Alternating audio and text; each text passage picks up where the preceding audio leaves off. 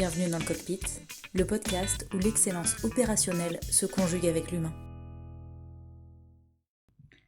Si vous vous intéressez déjà à l'excellence opérationnelle et au lean management, vous avez normalement déjà entendu parler des fameux MUDA, les gaspillages. C'est un concept qui est bien connu et qui est assez puissant. Et quand on commence à regarder une organisation avec cet œil-là, l'œil de repérage des gaspillages, on en voit partout. Et donc l'instinct naturel, c'est d'avoir envie de tous les éliminer. Zéro attente, zéro déplacement, zéro temps mort, vraiment on peut faire une usine 100% productive.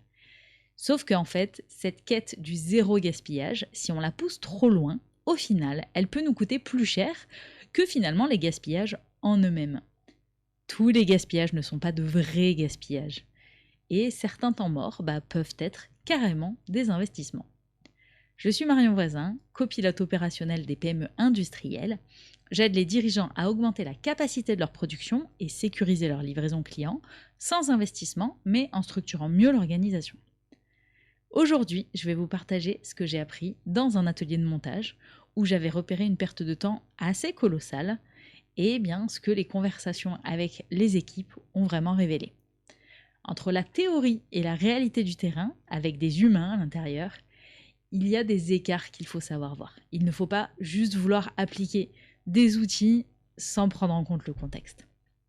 Alors justement, le contexte. Dans cet atelier, c'était un atelier de montage de sous-ensemble avant l'expédition client.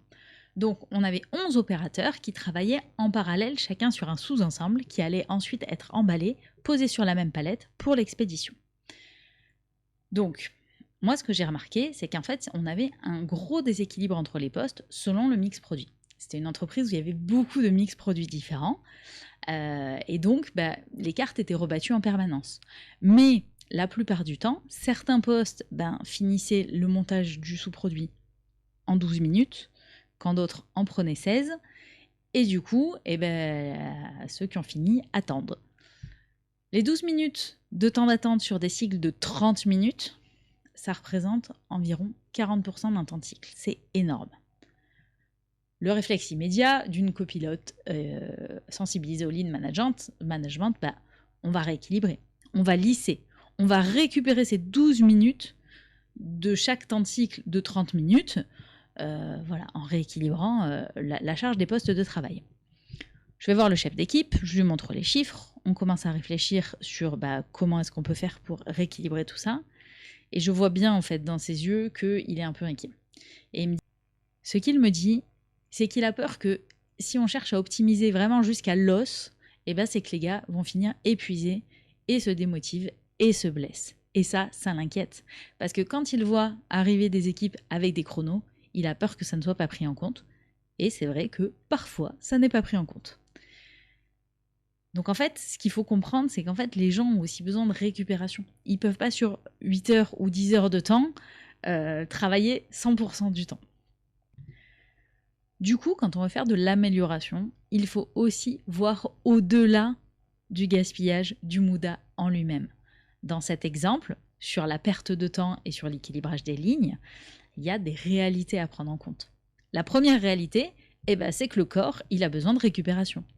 Si on fait des gestes répétitifs en production, alors je ne parle pas des gestes répétitifs au sens du code du travail, où vraiment on a beaucoup de mouvements en peu de temps, mais n'empêche que quand vous montez des sous-ensembles, toute la journée, vous êtes en train de répéter des gestes qui en plus demandent une certaine force, une certaine concentration. Il y a une charge physique qui est réelle. Les épaules, les poignets, le dos, tout ça, c'est mis à rude épreuve. Et donc, les petits temps d'attente entre des cycles, c'est aussi des récupérations musculaires et articulaires. C'est pas de la flemme. Et du coup, ce qui se passe, si on les supprime absolument tous, oui, la productivité à court terme, elle va monter, il n'y a pas de souci. Et très rapidement, on va avoir des tendinites, des arrêts maladie, des maladies professionnelles. Donc, à moyen ou long terme, de toute façon, même en productivité pure, on va perdre. Le calcul, il faut se demander, est-ce que 12 minutes de temps de mort par cycle, finalement, ça me coûte plus que 3 semaines d'arrêt 2 fois par an? Et attention à bien prendre en compte tous les coûts. C'est-à-dire que une fois que la personne est en arrêt, on va peut-être répartir le travail sur les autres opérateurs, donc avec une surcharge de travail plus une perte de productivité totale puisqu'ils seront moins efficaces en occupant plusieurs postes, ou faire appel à un intérim avec le coût d'un intérimaire, mais aussi fatalement une productivité qui est moindre sur un personnel qui a moins l'habitude de ces postes de travail. On perd de l'expertise. Et au-delà du coût, il y a aussi la responsabilité de l'employeur sur la santé de ses salariés. Ce n'est pas juste une question de performance, c'est une question d'éthique et c'est une question de la culture dans laquelle on a envie de travailler.